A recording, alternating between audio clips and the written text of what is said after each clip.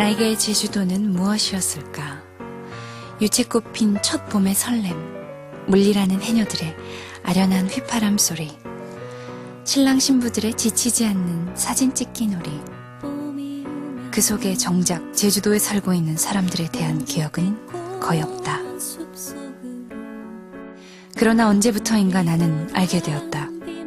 이 아름다운 섬의 절경들은 한때 인간성이 심판대에 오른 잔혹한 학살의 현장이었다는 사실을.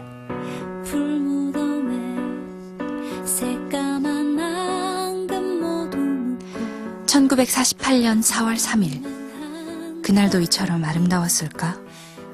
이처럼 아름다울 수 있었을까? 그 봄 이후 제주도에서는 3만 명이 넘는 사람들이 죽임을 당했다고 한다.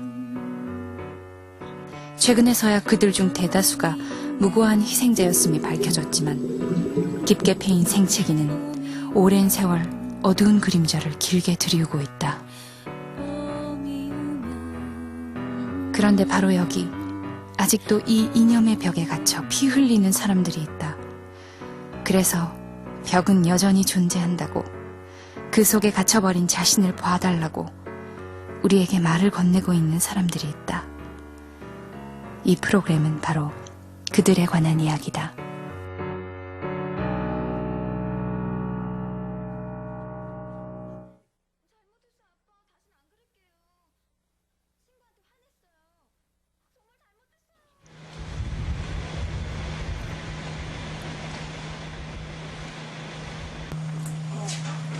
올해 47살의 강희철 씨. 그의 직업은 이삿짐이나 작은 화물 등을 운반해주는 용달 기사다.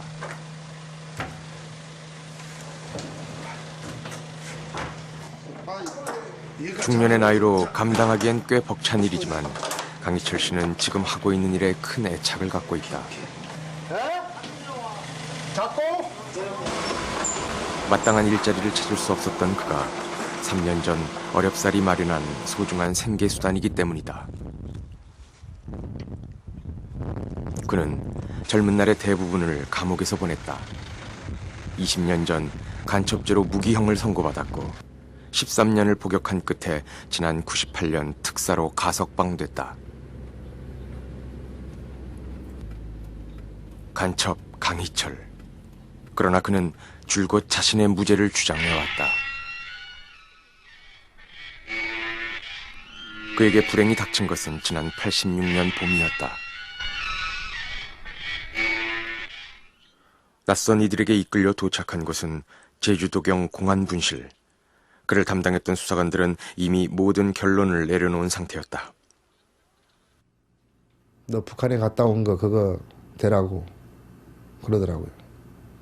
황당하죠. 이제 북한에 갔다 온 거 쓰라니까. 그건 안 갔다 왔으면 거짓말 하지 말라고 다 알고 있으니까 좋게만 할 때 하라고. 그때부터 서서히 이제. 그에게 허락된 것은 수사관들의 주장에 대해 순순히 시인하는 것뿐이었다. 원하는 대답이 나오지 않으면 협박과 구타, 고문이 뒤따랐고 그때마다 허위 자백과 번복의 악순환이 되풀이됐다. 시간이 지날수록 고문의 강도도 점점 강해져 갔다. 가장 끔찍했던 것은 물고문이었다. 이실 짓고 하려면은 손가락 까딱까딱 그걸로 움직여라 그러더라고요. 근데 뭐 수건 씌워가지고 물고문 받아본 사람은 알 거예요. 아마 물은 계속 들어가고 이게 숨을 쉴 수가 없으니까 사람 미치는 거죠. 이제 해가지고 뭐 손 이게 움직여도 수사관들이 금방 멈춰요. 안 멈춰요.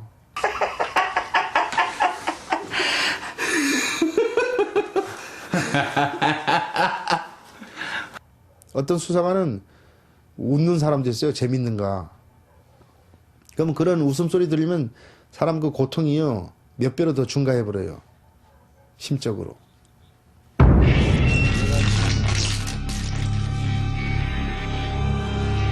당시 경찰이 발표한 수사 결과에 따르면 강희철은 일본에 체류할 당시 조총련의 포섭대 북에 다녀왔고 이후 남한에 잠입 체포될 때까지 북한을 위해 간첩 활동을 해온 것으로 되어 있다.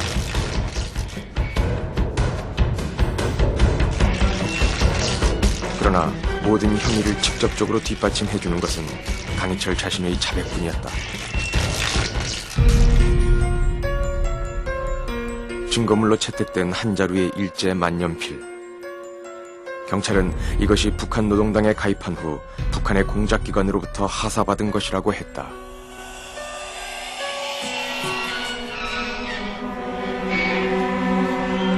이 같은 자백이 나올 때까지 강희철은 불법 구금 85일을 포함해 무려 105일 동안을 제주도경 공안 분실에서 보내야 했다고 말한다.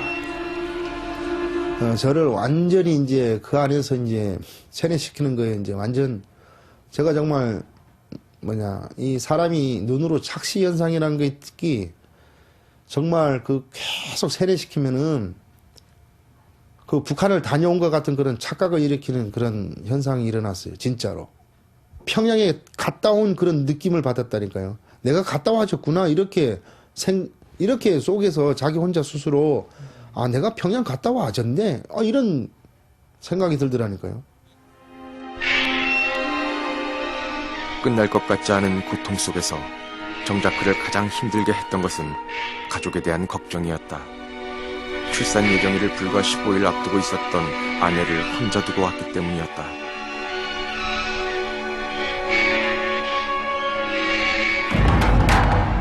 그렇게 고문당하면서도 그 걱정을 많이 했거든요. 이제 혹시 어떻게 아기는 어떻게 잘 출산했는지 어떠니 막 그 걱정을 했는데 해가지고 고문 받으면서도 이제 멍하니 이제 그 생각하니까 이제 수사관들이 이제 멍하게 이제 앉은 그런 상태로 보였는가 봐요. 해가지고 뭔 생각하냐 그러니까는 그 아기하고 애 엄마 이제 어떻게 됐는가 걱정돼가지고 그 생각한다 그러니까 또 또 그런 생각한다면서 또 막 때리고 그러더라고요.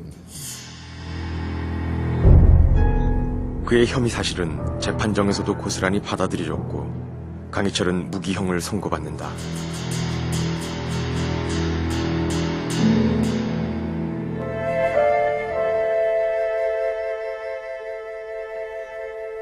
어느 날 아침 갑자기 사라졌던 남편은 무기징역수가 돼 아내 앞에 섰다. 교도소로 찾아온 아내의 등 뒤에는 아버지 없이 태어나야 했던 아들이 엎여 있었다. 어느새 훌쩍 커버린 아이. 그러나 강희철은 자신의 아이를 보는 것조차 마음대로 할 수 없었다. 또 애도 이제 엄마 등에 옆에 가가지고 자고 있었어요, 이제. 그랬더니